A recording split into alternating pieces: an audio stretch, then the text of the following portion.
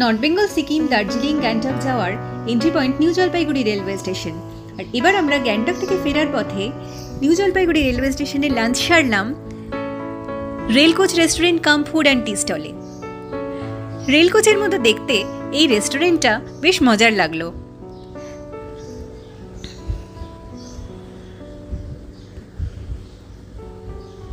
নতুন ধরনের theme restaurant বলে অনেকেই এখানে লাঞ্চ সারার জন্য আগ্রহী, তাই একটুখানি লাইনে দাঁড়িয়ে অপেক্ষা করতে হবে। আমাদেরও টার্ন আসার পরে আমরা ভেতরে ঢোকার সুযোগ পেলাম। খাবার দাবারের দাম বেশ পকেট ফ্রেন্ডলি লাগলো, আর মানও বেশ ভালোই বলা চলে। আমরা এখানে চিকেন থালি আর ফিশ থালি দিয়ে লাঞ্চ সেরেছিলাম।